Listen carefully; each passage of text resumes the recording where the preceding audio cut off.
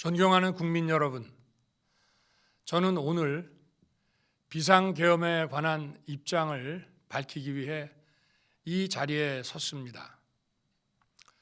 지금 야당은 비상계엄 선포가 내란죄에 해당한다며 광란의 칼춤을 추고 있습니다. 정말 그렇습니까? 과연 지금 대한민국에서 국정마비와 국헌문란을 벌이고 있는 세력이 누구입니까? 지난 2년 반 동안 거대 야당은 국민이 뽑은 대통령을 인정하지 않고 끌어내리기 위해 퇴진과 탄핵 선동을 멈추지 않았습니다. 대선 결과를 승복하지 않은 것입니다. 대선 이후부터 현재까지 무려 178회에 달하는 대통령 퇴진 탄핵 집회가 임기 초부터 열렸습니다. 대통령의 국정 운영을 마비시키기 위해 우리 정부 출범 이후부터 지금까지 수십 명의 정부 공직자 탄핵을 추진했습니다. 탄핵된 공직자들은 아무 잘못이 없어도 소추부터 판결 선고시까지 장기간 직무가 정지됩니다. 탄핵이 발의되고 소추가 이루어지기 전 많은 공직자들이 자진 사퇴하기도 하였습니다. 탄핵 남발로 국정을 마비시켜 온 것입니다. 장관, 방통위원장 등을 비롯하여 자신들의 비위를 조사한 감사원장과 검사들을 탄핵하고 판사들을 겁박하는 지경에 이르렀습니다. 자신들의 비위를 덮기 위한 방탄 탄핵이고 공직기관과 법질서를 완전히 무너뜨리는 것입니다. 뿐만 아니라 위헌적 특검 법안을 27번이나 발의하면서 정치 선동 공세를 가해 왔습니다. 급기야는 범죄자가 스스로 자기에게 면죄부를 주는 셀프 방탄 입법까지 밀어붙이고 있습니다. 거대 야당이 지배하는 국회가 자유민주주의의 기반이 아니라 자유민주주의 헌정 질서를 파괴하는 괴물이 된 것입니다. 이것이 국정마비요, 국가 위기 상황이 아니면 무엇이란 말입니까? 이것뿐만이 아닙니다. 지금 거대 야당은 국가 안보와 사회 안전까지 위협하고 있습니다. 예를 들어 지난 6월 중국인 3명이 드론을 띄워 부산에 정박 중이던 미국 항공모함을 촬영하다 적발된 사건이 있었습니다.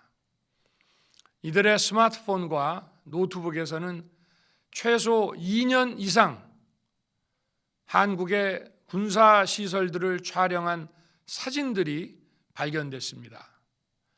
지난달 40일에는 40대 중국인이 드론으로 국정원을 촬영하다 붙잡혔습니다.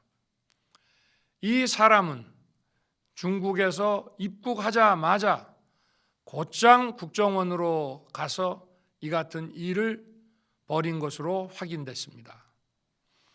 하지만 현행 법률로는 외국인의 간첩 행위를 간첩죄로 처벌할 길이 없습니다. 이러한 상황을 막기 위해 형법의 간첩죄 조항을 수정하려 하였지만 거대 야당이 완강히 가로막고 있습니다.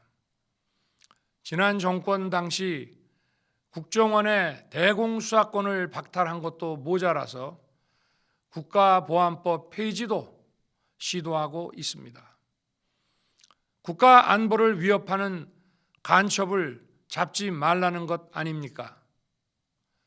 북한의 불법적인 핵무장과 미사일 위협 도발에도, GPS 교란과 오물 풍선에도, 민주노총 간첩 사건에도 거대 야당은 이에 동조할 뿐 아니라 오히려 북한 편을 들면서 이에 대응하기 위해 고군분투하는 정부를 흠집내기만 했습니다.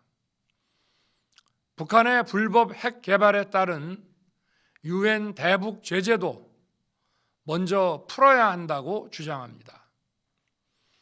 도대체 어느 나라 정당이고 어느 나라 국회인지 알 수가 없습니다. 검찰과 경찰의 내년도 특경비, 특활비 예산은 아예 0원으로 깎았습니다. 금융사기 사건, 사회적 약자 대상 범죄, 마약 수사 등 민생침해 사건 수사, 그리고 대공수사에 쓰이는 기묘한 예산입니다. 마약, 딥페이크 범죄 대응 예산까지도 대폭 삭감했습니다.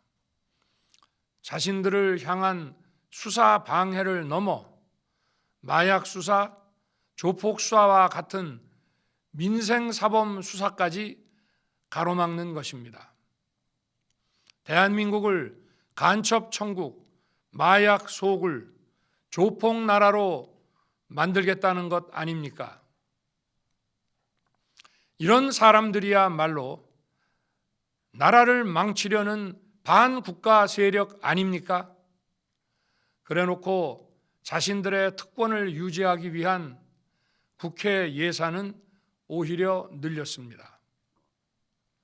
경제도 위기 비상 상황입니다. 거대 야당은 대한민국의 성장 동력까지 꺼뜨리려고 하고 있습니다. 민주당이 삭감한 내년 예산 내역을 보면 잘 알 수 있습니다. 원전 생태계 지원 예산을 삭감하고 체코 원전 수출 지원 예산은 무려 90%를 깎아버렸습니다. 차세대 원전 개발 관련 예산은 거의 전액을 삭감했습니다. 기초과학연구, 양자, 반도체, 바이오 등 미래 성장 동력 예산도 대폭 삭감했습니다. 동해가스전 시추 예산, 이른바 대왕고래 사업 예산도 사실상 전액 삭감했습니다. 청년 일자리 지원 사업, 취약계층 아동 자산 형성 지원 사업, 아이들 돌봄 수당까지 손을 댔습니다. 산업 생태계 조성을 위한 혁신 성장 펀드, 강소기업 육성 예산도 삭감했습니다. 재해 대책 예비비는 무려 1조 원을 삭감하고 팬데믹 대비를 위한 백신 개발과 관련 R&D 예산도 깎았습니다. 이처럼 지금 대한민국은 거대 야당의 의회 독재와 폭거로 국정이 마비되고 사회 질서가 교란되어 행정과 사법의 정상적인 수행이 불가능한 상황입니다. 국민 여러분, 여기까지는 국민 여러분께서도 많이 아시고 계실 것입니다. 하지만 제가 비상계엄이라는 엄중한 결단을 내리기까지 그동안 직접 차마 밝히지 못했던 더 심각한 일들이 많이 있습니다. 작년 하반기 선거관리위원회를 비롯한 헌법기관들과 정부 기관에 대해 북한의 해킹 공격이 있었습니다.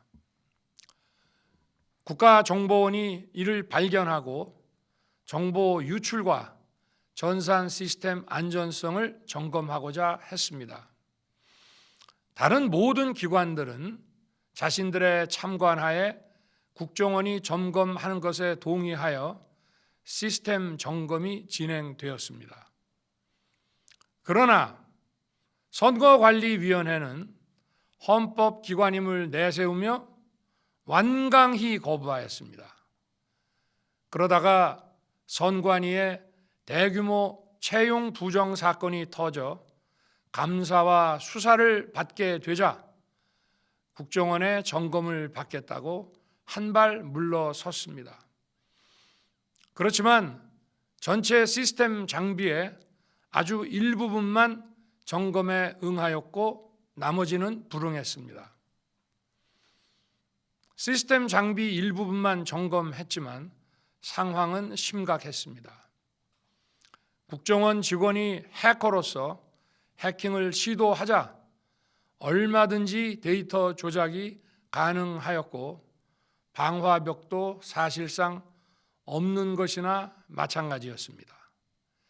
비밀번호도 아주 단순하여 1, 2, 3, 4, 5 같은 식이었습니다. 시스템 보안 관리 회사도 아주 작은 규모의 전문성이 매우 부족한 회사였습니다.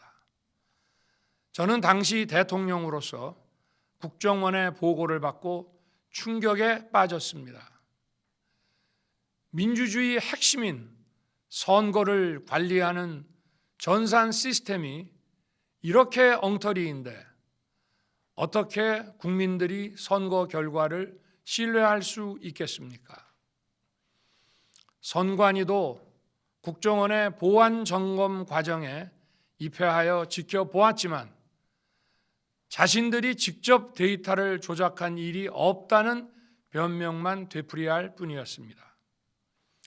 선관위는 헌법기관이고 사법부 관계자들이 위원으로 있어 영장에 의한 압수수색이나 강제 수사가 사실상 불가능합니다. 스스로 협조하지 않으면 진상규명이 불가능합니다.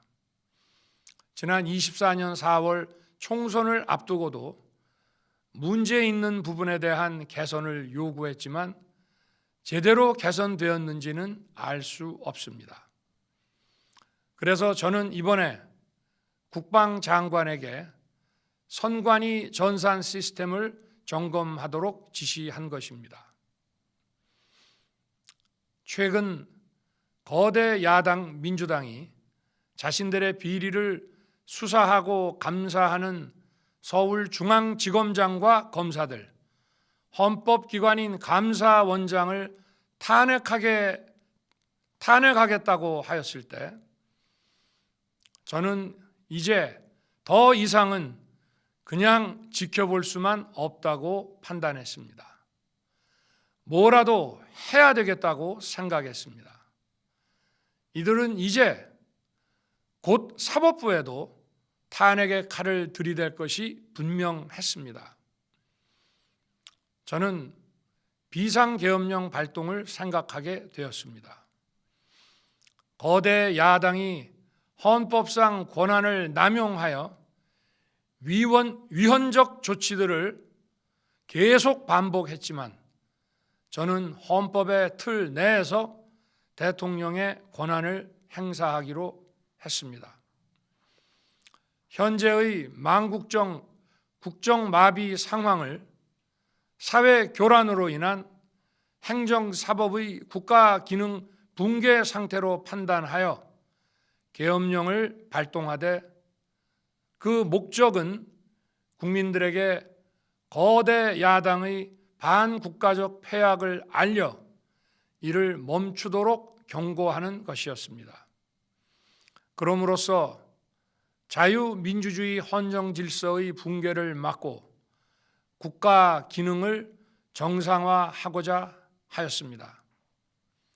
사실 12월 4일 계엄 해제 이후 민주당에서 감사원장과 서울중앙지검장 등에 대한 탄핵안을 보류하겠다고 발표하여 짧은 시간의 계엄을 통한 메시지가 일정 부분 효과가 있었다고 생각했습니다.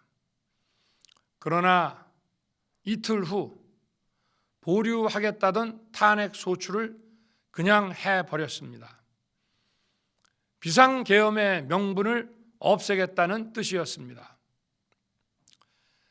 애당초 저는 국방장관에게 과거의 계엄과는 달리 계엄의 형식을 빌려 작금의 위기 상황을 국민들께 알리고 호소하는 비상조치를 하겠다고 했습니다.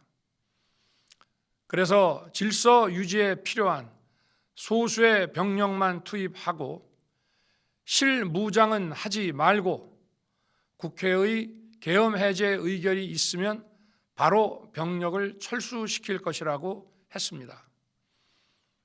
실제로 국회의 계엄 해제 의결이 있자 국방부 청사에 있던 국방장관을 제 사무실로 오게 하여 즉각적인 병력 철수를 지시하였습니다.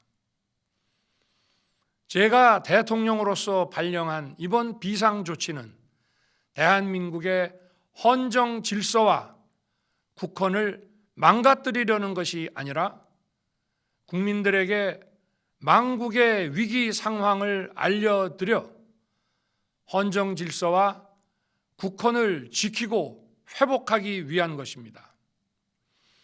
소규모이지만 병력을 국회에 투입한 이유도 거대 야당의 망국적 행태를 상징적으로 알리고 계엄 선포 방송을 본 국회 관계자와 시민들이 대거 몰릴 것을 대비하여 질서 유지를 하기 위한 것이지 국회를 해산시키거나 기능을 마비시키려는 것이 아님은 자명합니다. 300명 미만의 실무장하지 않은 병력으로 그 넓디 넓은 국회 공간을 상당 기간 장악할 수 없는 것입니다. 과거와 같은 계엄을 하려면 수만 명의 병력이 필요하고 광범위한 사전 논의와 준비가 필요하지만 저는 국방장관에게 계엄령 발령 담화 방송으로 국민들께 알린 이후에 병력을 이동시키라고 지시했습니다. 그래서 10시 30분 담화 방송을 하고 병력 투입도 11시 30분에서 12시 조금 넘어서 이루어졌으며 1시 조금 넘어 국회의 계엄 해제 결의가 있자 즉각 군 철수를 지시하였습니다. 결국 병력이 투입된 시간은 한두 시간 정도에 불과합니다. 만일 국회 기능을 마비시키려 했다면 평일이 아닌 주말을 기해서 계엄을 발동했을 것입니다. 국회 건물에 대한 단전 단수 조치부터 취했을 것이고 방송 송출도 제한했을 것입니다. 그러나 그 어느 것도 하지 않았습니다. 국회에서 정상적으로 심의가 이루어졌고 방송을 통해 온 국민이 국회 상황을 지켜보았습니다.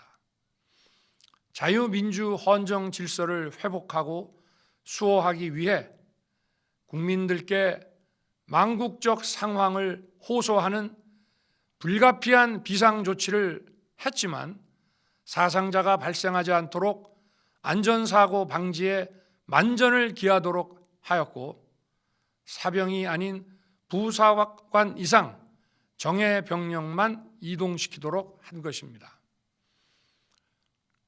저는 이번 비상계엄을 준비하면서 오로지 국방장관하고만 논의하였고 대통령실과 내각 일부 인사에게 선포 직전 국무회의에서 알렸습니다.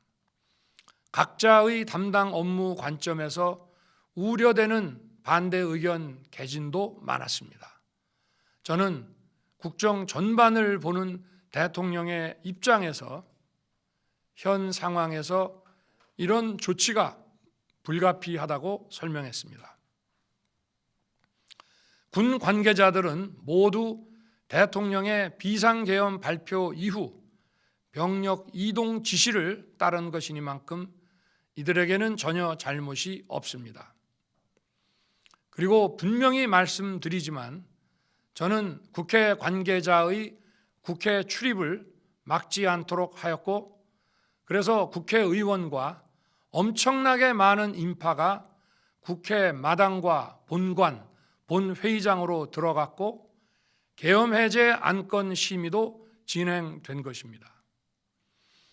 그런데도 어떻게든 내란죄를 만들어 대통령을 끌어내리기 위해 수많은 허위 선동을 만들어내고 있습니다.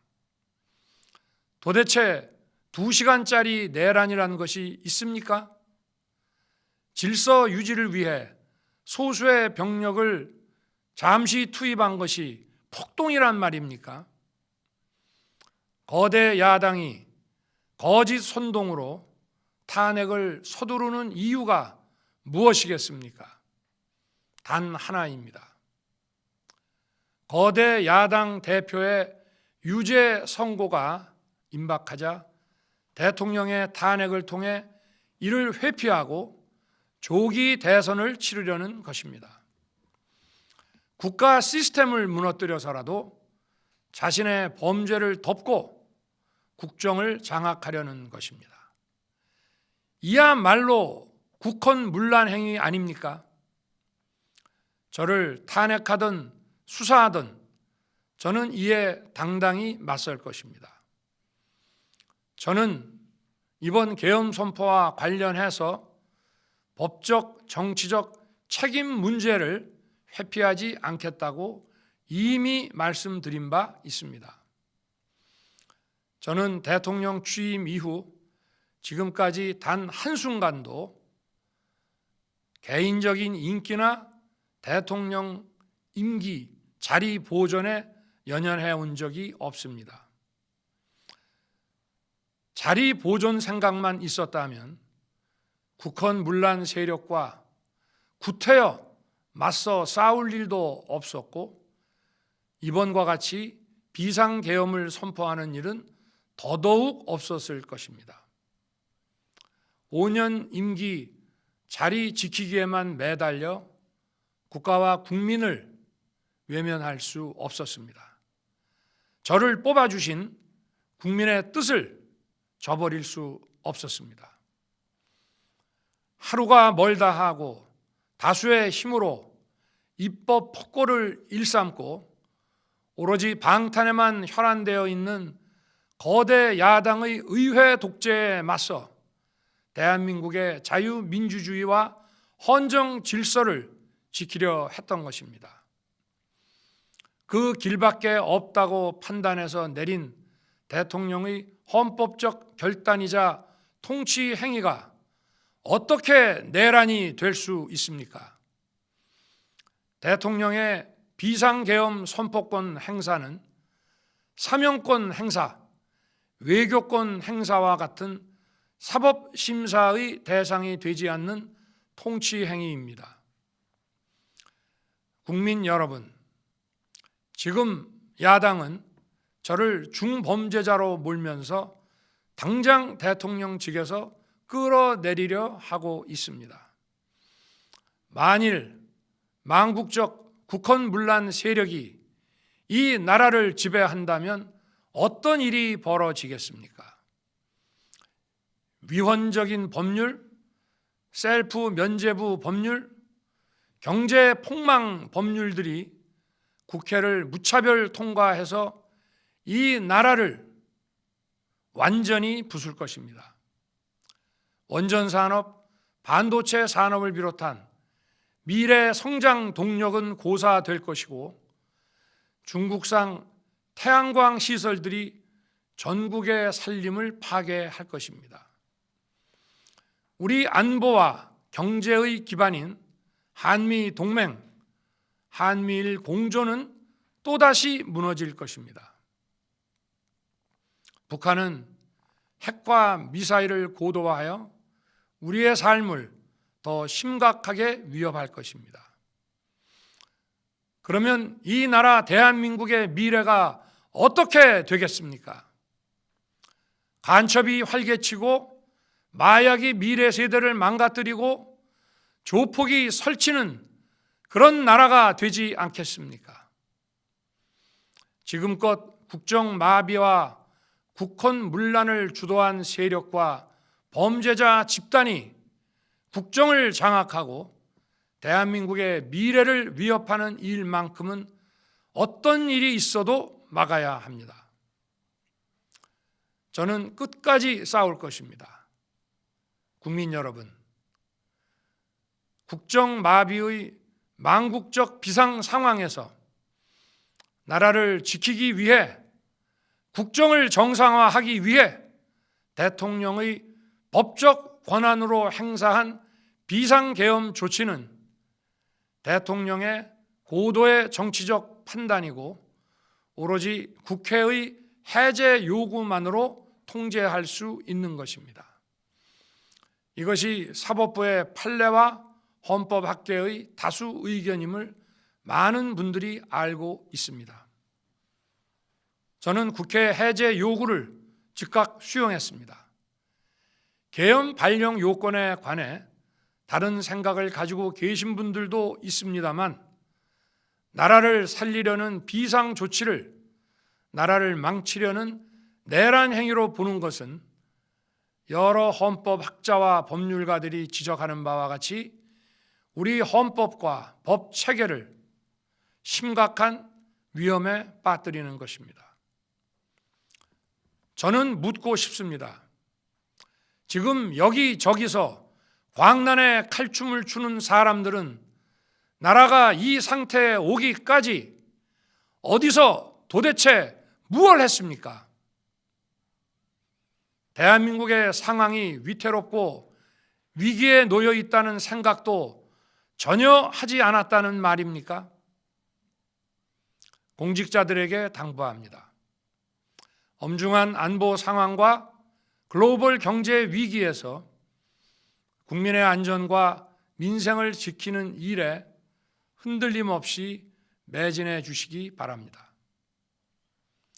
국민 여러분, 지난 2년 반 저는 오로지 국민만 바라보며 자유민주주의를 지키고 재건하기 위해 불의와 부정, 민주주의를 가장한 폭거에 맞서 싸웠습니다.